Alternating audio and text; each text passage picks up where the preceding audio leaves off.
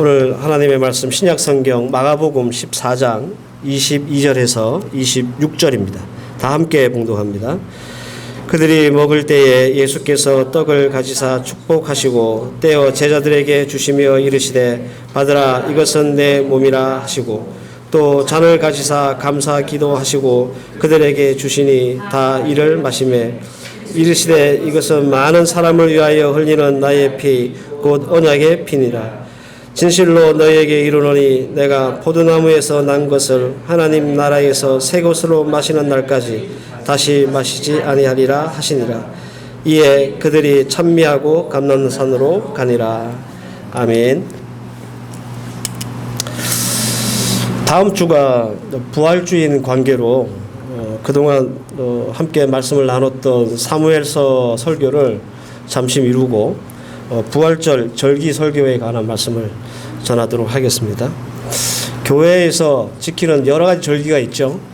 그 절기 중에 딱 하나만 지킬 수 있다. 그러면 뭘 지켜야 되냐면 부활절을 지켜야 합니다. 고린도전서 15장 14절 말씀을 보면 부활이 없으면 우리의 신앙이 헛것이다 라고 하는 사도 바울의 말씀이 있습니다. 예수의 부활은 우리의 신앙의 어떤 정체성을 담고 있고요. 우리가 왜 신앙생활을 하는지 그 정체성이 그 부활 안에 있다는 말이에요. 그리고 우리의 신앙의 전부라고 할 수 있습니다. 왜냐하면 우리가 부활을 믿지 못하는 상태에서 신앙생활을 한다는 것은 무의미하는 거예요. 헛것 믿는 거예요. 그래서 이렇게 중요한 부활절 절기가 이제 다음 주 우리가 지키는 절기입니다. 이 부활절 직전 오늘이죠. 주일을 종료주일이다 이렇게 부릅니다. 예전에는 제가 따로 종료주일에 대한 설교도 하고 그랬었는데 예수님이 이제 십자가의 사역, 예수님의 마지막 사역이잖아요. 이 십자가 사역을 하시기 위해서 마지막으로 이제 예루살렘에 입성을 하실 때 백성들이 예수님을 맞이하면서 종려나무를 가지를 확 끌어다가 흔들면서 호산나 호산나 이스라엘의 왕이요 이렇게 열렬히 환영했던 것에서 위례되어서 이름을 종려나무를 흔들었다는 의미에서 종료주일이다 이렇게 이름합니다. 그리고 이 종료주일부터 이제 고난 주간이 시작되죠. 홀리윅이라고 하죠. 보통 여러분들 홀리윅의 핵심은 목요일부터입니다. 영어로 이제 마운디 서스데이라고 해서 이게 마운디라고 하는 말은 세족이라는 뜻이거든요. 그래서 성목요일 혹은 세족 목요일이라는 뜻이고요. 잘 아는 대로도 굿 프라이데이 순환의 금요일. 미국 사람들이 제일 싫어하는 날짜가 있죠. 13일의 금요일. 네. 바로 여기서 유래된 겁니다. 그리고 이제 토요일, 블랙 사투데이라고 그러잖아요. 검은 토요일이라. 예수님의 죽음, 그 무덤에 계셨던 날입니다. 대개는 이때 이제 금식을 하죠. 예수 믿는 사람들도. 예전에 저희 교회에서도 고난주간 되면 금식을 공식적으로 선포하고 그랬어요. 근데 제가 공식적으로 선포하지는 않겠습니다.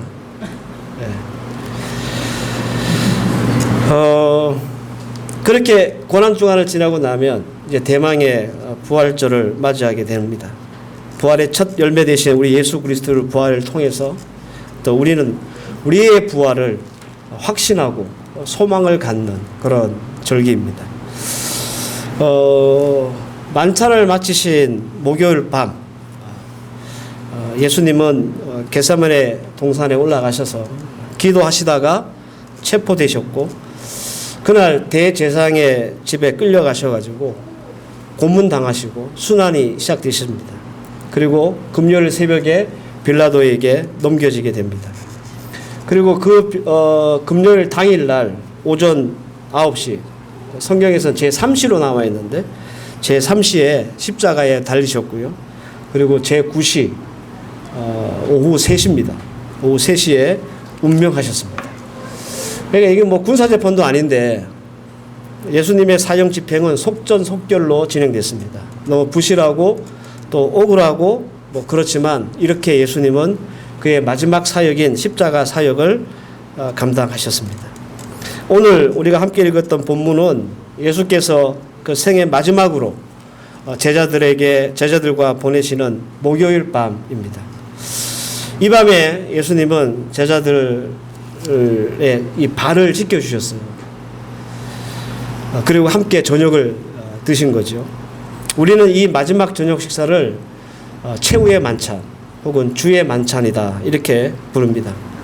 이 저녁 식사가 끝나면 앞서 말씀드린 대로 예수님은 이제 겟세마네 동산에 올라와서 기도하시다가 그 가룟 유다의 배신으로 체포되시는데요. 여러분들 예수님은 모든 걸 알고 계셨잖아요. 그죠? 그 예수님의 마음이 어땠을까?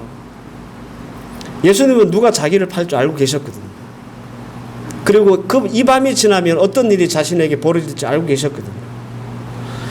근데 그런 예수님의 마음을 한번 생각해 보신 적이 있는지 모르겠습니다. 예수를 판 이 가룟 유다가 참 뻔뻔스럽고 능청스럽게 그 식사 자리에 함께 있었어요. 예수님이 힌트를 줬거든요. 그럼에도 불구하고 안면 싹 몰수하고 자기는 전혀 예수를 팔 자가 아닌 것처럼 그렇게 뻔뻔하고 능청스럽게 예수님 앞에 앉아 있었단 말이에요. 그 예수님이 알고 계시니까. 그러면 나머지 제자들은 그러면 예수님을 크게 생각하는 마음이 있었나? 아니에요. 성경을 보면요, 이 남은 제자들은 무슨 짓을 하고 있었냐면 그때도 누가 크냐에 대한 다툼이 있었다고 성경에 기록돼요. 예수님은 이제 이 제자들과 마지막 식사 자리를 하시고 고난을 받으셔야 되는데 그 마음도 헤아리지 못하고 이 제자들은 내가 서열 1위다, 네가 2등이고 막 이런 짓을 하고 있었다는 거예요. 그리고 예수님은 곧 임박할 상상을 할 수 없는 그런 고통이 이제 다가오잖아요. 얼마나 공포스럽고 스트레스를 받겠습니까? 예수님이 얼마나 힘드셨는지 우리는 겟세마네 동산에서 기도하셨던 예수님의 모습을 보면 알 수 있어요. 그래, 그 마음이 어땠을까? 그 예수님의 마음이. 밥은 제대로 이 저녁에 드셨겠습니까? 그래, 한심한 제자들을 보면서 혹 화가 나지는 않으셨을까? 그리고 돌덩이보다 더 무거운 그런 마음으로 그 저녁 식사를 하고 계시지 않았겠습니까? 3년 동안 동고동락했던 이 제자들 중에 그 누구도 예수님의 마음을 살피는 사람이 없었으니까 인간적으로 예수님이 참 외로웠을 것 같아요. 그죠? 근데 그럼에도 불구하고 제자들과 함께한 이 마지막 식사 자리는 분명히 각별하고 의미 있었을 것이다 라는 겁니다. 여러분, 우리가 예수님의 그 마음으로 빙의를 해가지고 우리 최대한 여러분들의 감정을 끌어모아가지고 감정이입을 한번 해보세요. 그 저녁 식사 자리에. 예를 들어서 이런 거죠. 만약 오늘 저녁 식사 자리가 여러분들의 자녀들과 나누는 마지막 밥상이다라고 한번 생각해 보시고 그 예수님의 그 마음과 또 그 감정이 어땠을까 한번 생각해 보시기 바랍니다. 오늘 저녁에 여러분들 자녀들과 먹는 밥이 마지막 밥이에요. 그 여러분들은 그 밥상 앞에서 어떤 말을 하시겠습니까? 저는 한 번도 생각해 본 적이 없는데 아마 그 자녀들과 마지막 식사를 나누는 식사 자리에서 내가 뭔가를 얘기했다면 그 얘기는 굉장히 중요한 얘기일 겁니다. 꼭 하고 싶은 얘기일 것이고 그리고 내 자녀들이 꼭 기억하고 마음에 새겨주기를 바라는 그런 얘기였을 거예요. 그죠? 그 마지막 자리에 그냥 보통 얘기 하겠습니까? 내가 우리 그 대찬이랑 이 저녁이 마지막 저녁인데 너 게임 그만해 임마. 이 얘기 하겠어요? 그런 얘기 안 한단 말이에요. 그거보다 더 중요하고 더 무게 있는 말을 하지 않겠냐는 거죠. 예수님의 심정도 우리와 비슷했을 거예요. 그래서 지난 3년 동안 예수님이 제자들에게 수없는 많은 가르침을 주셨잖아요. 그런데 다른 말씀 안 하시고 무엇에 대한 말씀을 하셨냐면 성찬에 대한 말씀을 하셨어요. 그러니까 예수님이 마지막으로 이 제자들과 식사를 나누시면서 했던 말이 성찬이라고 하는 것은 그 성찬이 얼마나 중요한지를 우리에게 다시 한번 일깨워주는 아주 좋은 예가 된다는 거예요. 이게 예수님이 십자가에 죽으시기 전에 마지막으로 하셨던 말씀인 만큼 얼마나 중요했고 또 얼마나 이 제자들이 이 말씀을 가슴에 꼭 새기기를 바랐겠습니까? 공교롭게도 예수님의 이 최후의 만찬은 최초의 성찬이 됐습니다. 그죠? 그래서 이 부활주를 한 주 앞둔 오늘 이 주일날 오늘 말씀의 주제가 바로 최후의 만찬이자 최초의 성찬에 대한 말씀을 여러분들과 함께 나누도록 하겠습니다. 더군다나 또 다음 주에 또 우리가 성찬을 함께 하기 때문에 장로교의 교리의 어떤 신학적인 기틀, 기본적인 틀이라고 할 수 있는 웨스터민스터 소요리 문답이라고 하는 아주 두꺼운 책이 있습니다. 소요리 문답이라고 하는 말이 무슨 말이냐면 묻고 답함으로써 교리를 배운다라는 뜻이에요. 그 웨스터민스터 소요리 문답 제49강 96문에 보면 이런 질문이 있습니다. 성찬이란 무엇인가?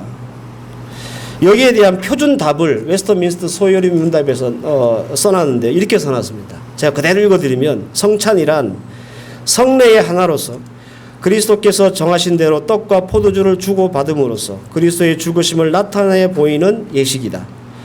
그것을 합당하게 받는 자들은 육체적이고 육욕적인 방식으로 따르는 자가 아니라 믿음에 의한 자로서 그리스도의 몸과 피에 참여하는 자가 되며 그의 모든 혜택을 받고 은혜 가운데서 영적인 양육과 성장을 얻게 되는 것이다. 그 신학하는 사람들이 쓰는 말은 좀 어려워요. 그죠?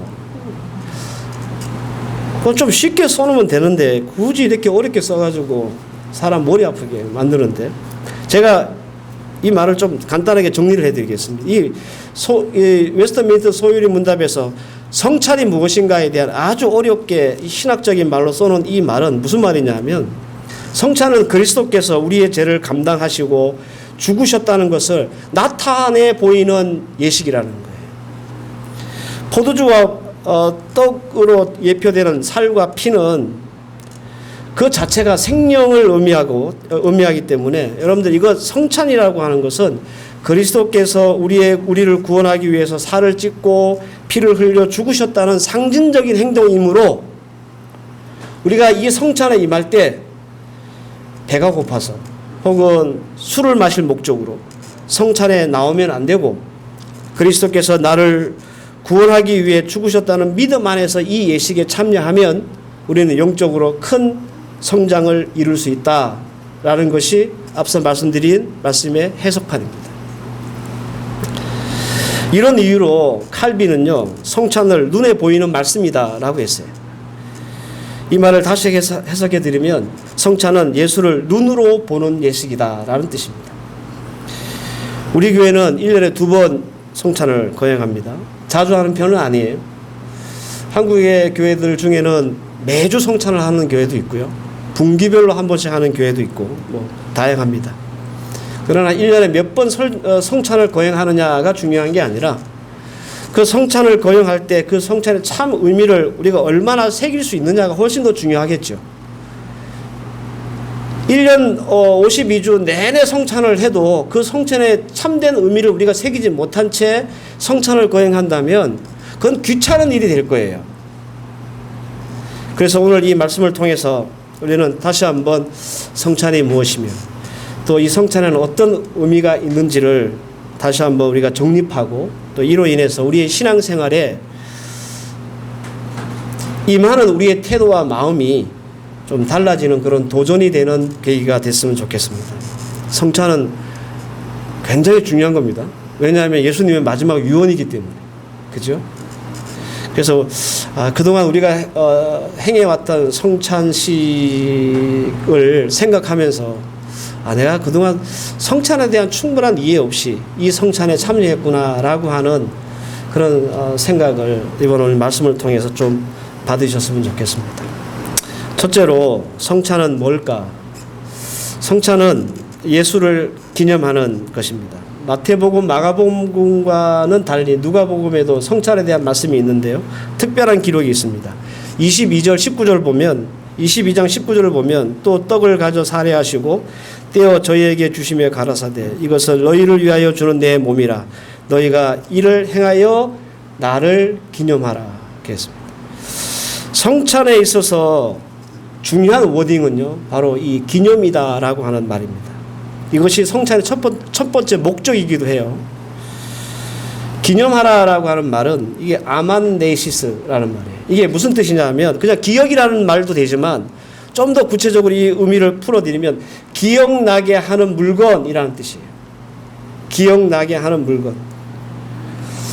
어떤 물건을 보면 사건이나 사람이 기억되고 생각날 때가 있잖아요. 그죠? 결혼하신 분들은 이렇게 결혼반지 끼잖아요. 결혼반지. 물론 이제 살다 보면 팔아먹기도 하고 그렇지만 그 결혼반지를 보면서 우리는 뭘 생각합니까? 예?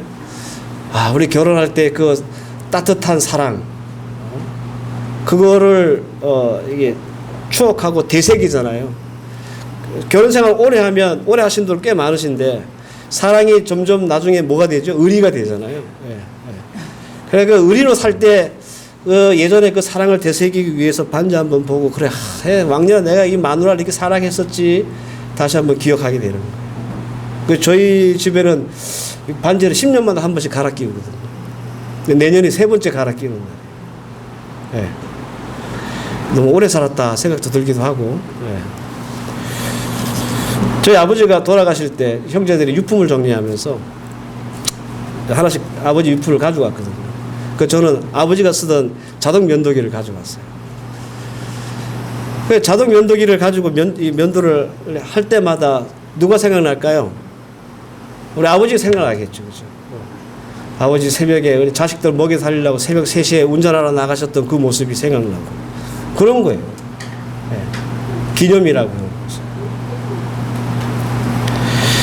바로 떡과 포도주가 예수님을 기억나게 하는 것이다. 그런 뜻입니다. 자, 그러면 여러분들 성찬할 때마다 우리가 이 떡과 포도주를 대하면서 무엇을 기억해야 될까요? 우리가 기억해야 될 것은 우리의 죄를 대속하여 죽으신 예수님이겠죠. 예, 당연히. 아시다시피 떡은 살이고 포도주는 피로 상징됩니다. 따라서 떡과 포도주를 대할 때마다 우리가 기억해야 될 것은 내 죄를 위해서 우리 주님이 대신 내가 원래 찢겨야 되는데 우리 주님이 대신 그 살을 찢기셔서 나를 살리셨구나. 떡을 볼 때마다 그 생각을 해야 되는 거예요. 제가 우리 아버지 쓰던 면도기를 볼 때마다 우리 아버지 일찍 출근하셨던 걸 생각하는 것처럼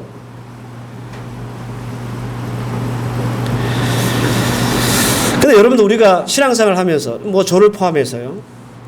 과연 우리는 얼마나 깊이 얼마나 자주 우리의 구원을 생각하느냐라는 겁니다. 예수님이 날 위해서 십자가에 달려 죽으셨고 피 흘리시고 그 살 찢기시면서 나에게 영원한 생명을 얻게 하셨고 구원받게 하셨다는 생각, 마음, 감사를 1년 동안 단 한 번도 안 하고 지내는 성도가 계실 거예요. 그죠? 그냥 먹고 살기를 바빠가지고 뭐 하나님이 예수님이 나를 위해서 어떻게 하셨는지에 대한 생각 없이 감사 없이 마음 없이 그렇게 1년을 사시는 성도들이 분명히 계실 겁니다. 근데 예수님이 왜 마지막 유언으로 이 중요한 목요일 밤 저녁 식사를 함께 하시면서 성찬에 대한 말씀을 하셨을까요? 그거 절대 잊지 말라고, 그죠? 내가 이제 내 살을 찢고 내 피를 흘리면서 너희들을 구원할 것인데 이 사실을 떡과 포도주를 떼면서 절대 잊지 말라고. 그래서 내가 어떻게 구원받은 사람이 되었는지를 생각하라고. 그리고 감사하라고.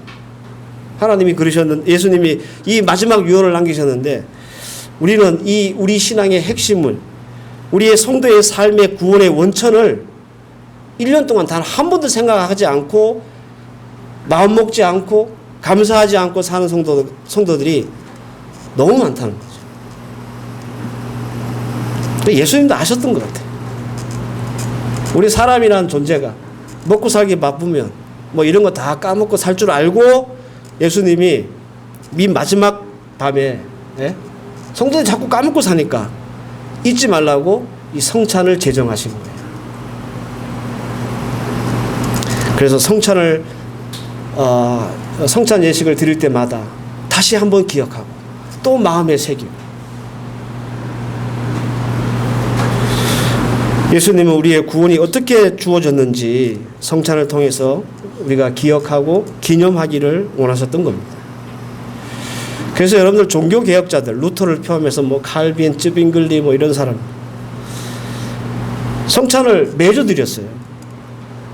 그러니까 여러분들 성찬을 매주 일주일마다 이렇게 매주 드리면 뭐가 생길까요? 매주마다 뭐가 새겨지는 거예요. 아, 떡과 포도주를 대하면서 아, 주님이 내 죄를 대신 짊어지시고 저렇게 십자가에 달려 죽으셨구나. 그걸 한번 새기고 그 다음 주에 또 한 번 새기고 자꾸 또 한 번 새기는 거예요. 이렇게 새김으로써 뭐가 우리에게 더 나오냐면 내가 하나님 앞에서 온전하고 아름답게 살아야 되겠다는 어떤 도전과 에너지가 거기서부터 나오는 거예요. 이제 제자들의 눈으로는 다시 예수님을 보지 못합니다. 그런데 이 성찬을 통해서 예수님을 보게 되는 거예요. 그래서 성찬은 눈에 보이는 말씀이다라고 한 겁니다. 때문에 성찬을 통해서 구원의 감사가 없거나 우리가 다음 주에 성찬을 예식을 거행하는데요. 성찬을 드리면서 내가 어떻게 구원받은지에 대한 그 감사가 없거나 아니면 그 성찬을 통해서 나를 위해 대신 돌아가신 예수 그리스도를 드러내지 못하면 그것은 그냥 요식행위지 성례를 드린 게 아니에요. 성찬은 예수 그리스도의 구원의 은혜가 우리에게 각인되는 시간입니다. 자꾸 잊어버리니까 성찬을 통해서 하나님이 하나 또 새기고 또 새긴 자리에 또 한 번 새기고 또 한 번 새겨서 우리에게 아예 그냥 딱 박히도록 하시기 위해서 성찬을 예수님께서 제정하신 거예요. 이 첫 번째 성찬의 의미 여러분들 잘 기억해 두시기를 바랍니다. 두 번째로 성찬은 예수 그리스도의 부활을 전파하는 수단이자 방법이었습니다. 고린도전서 11장 26절 말씀에 보면 너희가 이 떡을 먹으며 이 잔을 마실 때마다 주의 죽으심을 오실 때까지 전하는 것이니라 그랬습니다. 성찬은 단순히 예수님을 기념하는 것뿐만 아니라 우리의 죄를 위해 죽으실 뿐만 아니라 부활의 첫 열매가 되신 예수 그리스도를 전파하고 선전하는 방법과 방편과 수단입니다. 초대교회에서 성찬은 어떻게 이루어졌냐면 주로 저녁 시간에 이루어졌습니다. 왜냐하면 이 성찬은 만찬 때 있었기 때문에 굉장히 성찬의 원형을 갖고 있었어요. 초대교회 사람들은. 그래서 저녁에 이제 모여야 많은 사람들도 모일 수 있고 또 예수님과 나눴던 자리가 식사 자리가 저녁 자리였고 그래서 사람들을 초청하고 함께 이 성찬을 나눕니다. 이런 자리는 믿지 않는 사람들이 이 자리에 참여해서 예수를 믿게 되는 전도의 어떤 한 방법이었던 거죠. 그런데 고린도 교회 성도들이 이 성찬의 의미를 훼손하는 거예요.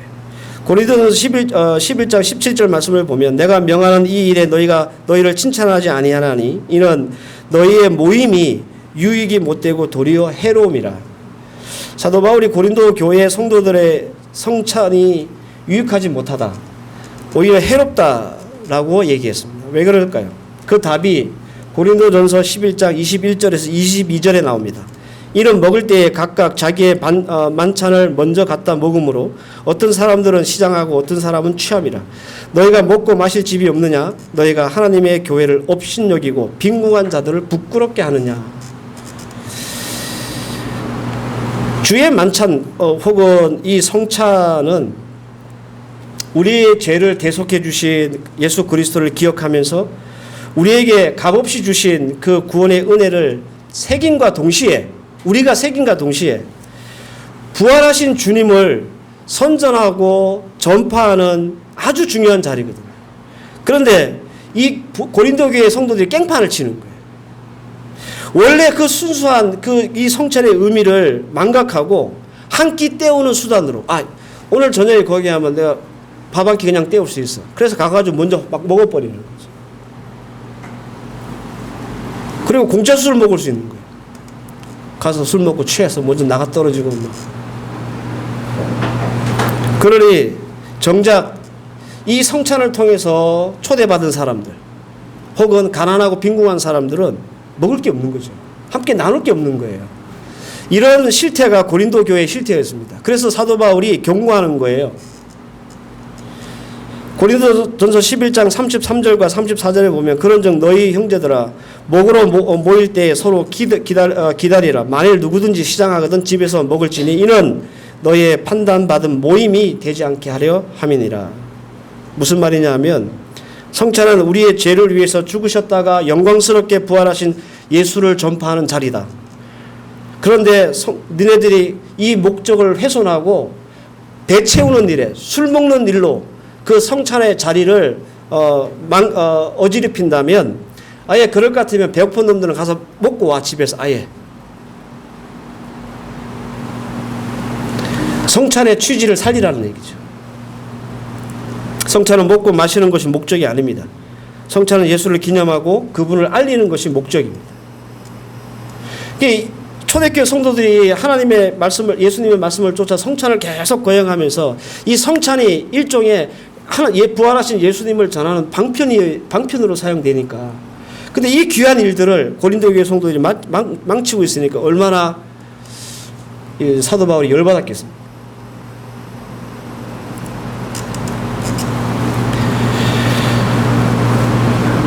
성찬 자리에 앉아서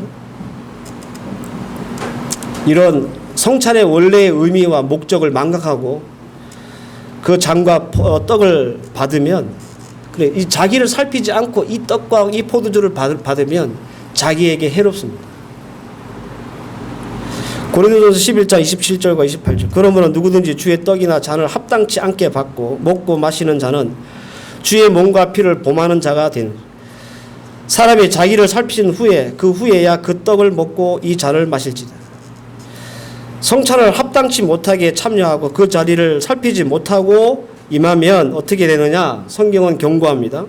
고린도전서 11장 29절과 30절 말씀에 주의 몸을 분별치 못하고 먹고 마시는 자는 자기의 죄를 먹고 마시는 것이니라. 그러므로 너희 중에 약한 자와 병든 자가 많고 잠자는 자도 적지 아니하니라.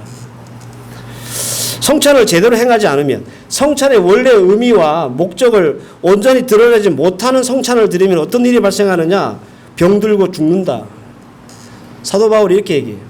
너희 중에 약한 자와 병든 자가 많고 잠자는 자도 적지 않다. 죽은 자를 얘기하는 거예요. 왜 그런지 아느냐? 성찬을 너희들이 이따구로 하니까 하나님이 너희들한테 벌을 내리는 거야. 이렇게 일종의 협박하는 거예요. 고린도 교회 성도들이 이 예수님이 말씀하신 이 마지막 유언, 이 성찬을 이런 식으로 하니까 그것은 너희 죄를 너희들이 먹고 마시는 것이야. 그 결과로 사람들이 아프고 약하고 때로는 죽고. 여러분 성찬 무섭죠? 이렇게 보면. 이거 함부로 우리가 해야 될 성찬이 아닌 거예요. 그래서. 목적과 의미를 잃어버린 성찬 우리에게 이렇게 해롭습니다. 그래서 성찬을 집례할 때마다 목사님들이 날리는 멘트가 있죠. 여러분들 마음에 꺼리낌이 없고 자기를 살핀 후에 성찬에 참여하시라. 이거 항상 목사님들이 하시는 멘트거든요. 저도 마찬가지고. 여러분들 교회를 왜 오십니까? 그리고 여러분들 교회 나오게 하는 동력이 뭡니까? 이게 원초적인 질문이거든요. 근데 중요한 질문입니다. 더군다나 성찬과 연관돼서 이 질문은 정말 우리가 제대로 답을 가지고 있어야 될 질문입니다. 우리가 왜 예수 믿는가? 부자 되기 위해서, 잘 살기 위해서, 성공하기 위해서, 좋은 사람들 교회에서 만나기 위해서 이게 아니고 우리가 예수 믿는 이유는 예수님께서 성찬을 제정하신 이유와 같아야 돼요. 내가 예수 믿는 이유는 예수님이 나를 위해서 십자가에 못 박혀 죽으셨기 때문에 내가 예수님 믿는 거예요. 네? 이 이유가 우리의 유일한 이유여야 돼요. 근데 이걸 좀 확대해 보잖아요. 나를 위해서 우리 예수님이 죽으셨어요. 이 감사, 이 마음, 이 생각이 우리에게 풍성하면 우리는 여러분들 주를 위해서 뭐든지 할 수 있습니다. 우리의 신앙이 왜 비실비실거리냐? 바로 이 성찬의 신앙이 없기 때문에 그래요. 왜 우리가 하나님 앞에서 아까운 게 많은 인생이 되는지 아십니까? 우리가 성찬에 대한 이해가 없기 때문에, 이 믿음이 없기 때문에 그래요. 아, 우리 주님은 나를 위해 목숨을 내걸고 십자가에 달리셨는데 그 예수님의 그 죽으심에 대한 신앙, 이 성찬에 대한 신앙이 없으니까 내가 하나님 앞에 뭐 드리려니까 그렇게 아까운 거예요. 시간도 아깝고 물질도 아깝고 내 인생도 아깝고 다 아까운 거예요. 그 동력이 생기지 않는 거예요. 우리 믿음의 신앙이. 뭐 에너지가 발색이 안 되는 거죠. 그래서 여러분들 이 성찬의 신앙이 우리에게 중요하다는 거예요. 그 예수님은 우리가 이 성찬을 거행하고 떡과 포도주를 받을 때마다 그걸 생각하게 하시고 그걸 기념하게 하시고 마음에 새기게 하셔서 우리의 신앙이 더 단단하고 잘 훈련된 믿음으로 세워지기를 바라시는 거죠. 여러분 교회 다니다가 같은 성도라도 아유 안 보고 싶은 사람 있을 수 있습니다. 그죠? 네. 우리가 성찬의 신앙이 없으면 어떻게 하냐면 뭐 그 사람 안 보고 말지. 둘 중에 하나죠. 내가 그 교회 아마 들어와서 안 나가고 다른 교회 나가든지 아니면 같은 교회 나가도 생전 얼굴 한 번 안 보고 그냥 말 한 번 안 섞고 살든지. 그죠? 근데 이 성찬의 신앙이 있잖아요. 그러면 어떤 마음이 드냐면 아, 저 사람도 내가 저렇게 싫어하고 미워하는 저 사람도 우리 주님께서 저 사람을 위해서 피 흘리고 살 찢기셨겠지. 이런 마음이 드는 거예요. 그럼 나도 사랑하게 되는 거예요, 그 사람. 나도 아무런 값 없이 하나님 앞에서 이런 구원을 받았는데, 그럼 저 사람도 나와 똑같은 자격으로 하나님의 구원의 은혜를 누린 사람이 아닌가. 그래서 여러분들 이 성찬의 신앙이 중요한 겁니다. 여기서 에너지가 생기는 거예요. 우리가 열심히 신앙생활할 에너지, 우리가 열심히 하나님을 섬길 에너지, 그 에너지가 바로 이 성찬의 신앙으로부터 나온다는 거예요. 그런데 우리가 이 신앙이 없으면 아무것도 기대할 수 없습니다. 모든 것의 출발이 다 여기서부터거든요. 그래서 예수님이 마지막으로 그 중요한 시간에 그 많은 말씀을 할 수 있지만 딱 요거 한 가지 말씀하신 거예요. 성찬에 대한 말씀.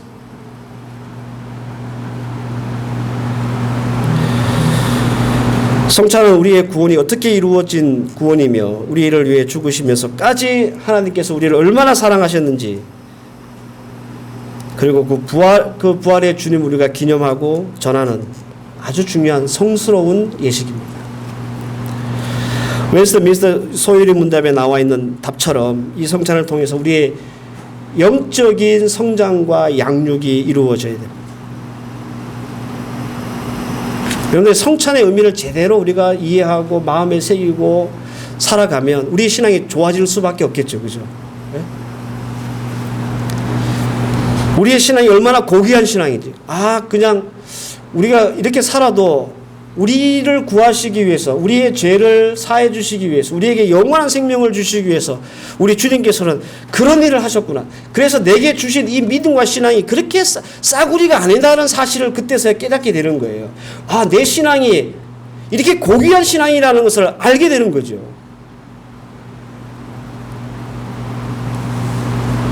그러면서 우리는 영적 신앙의 어떤 성장을 위한 도전을 받게 되는 거예요. 하나님이 주님께서 나를 위해서 이렇게까지 하시면서 나를 살리시고 나에게 영원한 생명을 주셨으니, 이 고귀한 이 신앙을 내가 받았으니 내가 하나님 앞에서 더 열심히 있는 삶으로 하나님이 기뻐하시는 믿음으로 세워져야지 라고 하는 도전을 그때서야 받게 되는 거예요. 만약에 여러분들의 목숨을 살려준 사람이 있다고 칩시다. 거의 죽은 사람인데 살려줬어요. 근데 그 사람이 여러분들을 살려주면서 앞으로 힘내고 열심히 잘 사세요. 앞으로 또 이렇게 죽으려고 하지 말고, 그러면서 그 사람이 딱 쓰던 물건을 하나 줬다고 생각해요. 그러면 우리는 그 사람 때문에 살아났으니 그 사람이 주는 물건을 볼 때마다 어떤 마음을 들겠어요? 아, 이 사람 내 생명 이렇게 구해줬으니 내가 그 물건을 볼 때마다, 그 사람이 나한테 주는 물건을 볼 때마다 내가 어렵고 힘들어도 열심히 이 악물고 잘 살아봐야지, 이런 생각하게 되잖아요. 성찬이 딱 그런 원리인 거예요. 성찬을 드릴 때마다 우리가 이걸 내가 하나님 앞에서 이렇게 신앙생활 하면 안 되지. 내가 어떻게 구원을 받았는데, 내가 어떻게 이 고귀한 신앙을 하나님 앞에 받았는데 라는 마음을 이 성찬의 떡과 포도주를 받으면서 우리는 생각할 수 있어요. 이게 성찬의 진정한 의미입니다.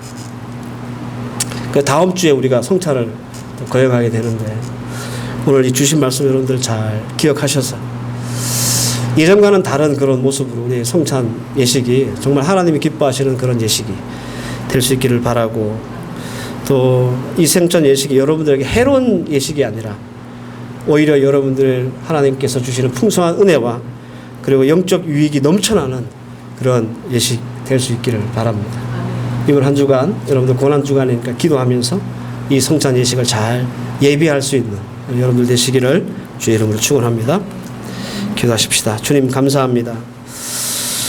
우리 예수님께서 제자들에게 마지막 유언처럼 남기신 말씀, 그 어떤 말씀도 아니고 성찬에 대한 말씀이었습니다.